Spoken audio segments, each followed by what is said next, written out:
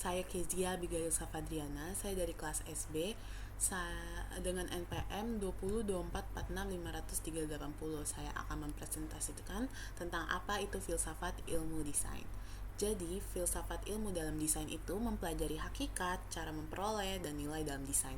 Juga, filsafat ilmu ini menggunakan 3 cabang utama, yaitu ontologi, epistemologi, dan aksiologi. Ontologi ilmu desain. Kita mulai dari ontologi ya teman-teman.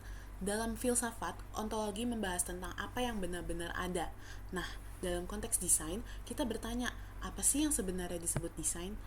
Desain itu bukan hanya gambar atau visual yang menarik. Desain adalah proses mengubah kebutuhan menjadi solusi. Misalnya, ketika seseorang ingin minum jus yang sehat dan praktis, muncullah ide kemasan jus yang menarik dan mudah dibawa. Disitulah desain bekerja. Desain juga melahirkan benda-benda yang bukan cuma fungsional, tapi punya makna sosial juga. Misalnya, sebuah iklan jus buah. Itu bukan hanya kombinasi antara gambar dan teks, namun juga komunikasi antara produsen, desainer, dan konsumen. Jadi, dalam ontologi, desain hadir sebagai proses yang kreatif dan ekonomis dengan hasil material yang bermakna sosial dan entitas yang hidup dalam jaringan sosial dan budaya. Lanjut ke epistemologi dalam ilmu desain, yaitu bagaimana ilmu desain membangun pengetahuan. Desain itu unik. Ia tidak berdiri sendiri, tapi berada di titik temu banyak disiplin ilmu. Desain mengambil dari humaniora, yaitu untuk memahami makna, simbol, dan nilai estetika. Ilmu sosial, agar desainer peka terhadap perilaku dan kebutuhan manusia. Ilmu alam, misalnya bagaimana warna atau cahaya mempengaruhi persepsi kita. Matematika, untuk struktur rasio dan proporsi. Teknik, untuk memastikan desain bisa dibuat dan berfungsi. Seni dan estetika sebagai jiwa ekspresif desain itu sendiri. Desain itu tidak bisa dilakukan dengan asal. Ia punya proses ilmiah, yaitu 1. Empathize, memahami kebutuhan pengguna. Define, merumuskan masalah dengan tepat. Ideate, eksplorasi ide dan solusi.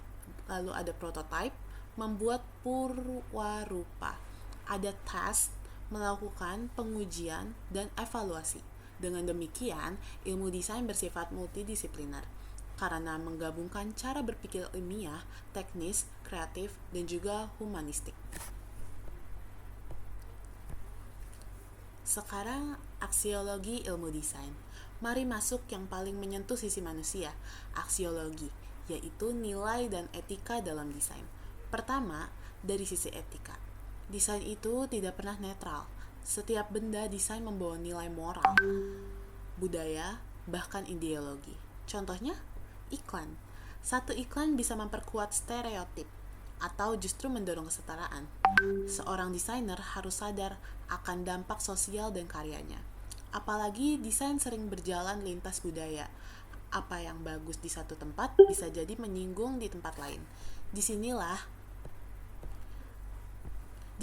pentingnya sensitivitas etis dan budaya. Kedua, dari sisi estetika. Estetika bukan cuma soal cantik, tapi tentang kualitas pengalaman pengguna. Bayangkan, produk yang indah kita tidak hanya melihat, tapi juga merasa nyaman, senang, bahkan bangga menggunakannya. Estetika juga membentuk kesan pertama. Kadang kita suka dulu, baru berpikir. Maka desain yang baik harus menarik sejak pandangan pertama. Dan menariknya lagi, estetika bisa memberi sinyal kualitas. Produk yang tampak elegan dan rapi sering diasosiasikan dengan mutu yang tinggi. Jadi kesimpulan dari penyampaian tadi saya sampaikan, ontologi desain menekankan bahwa desain adalah proses dan produk sosial. Epistemologi desain menunjukkan bagaimana desain bersandar pada banyak ilmu untuk membangun solusi yang manusiawi dan fungsional. Aksiologi desain mengingatkan kita bahwa desain punya nilai, baik etis maupun estetis, yang harus dipahami dengan bijak. Dengan memahami filsafat ilmu desain, kita tidak hanya menjadi desainer yang bisa membuat sesuatu yang bagus, tapi juga bermakna, bertanggung jawab, dan manusiawi. Terima kasih.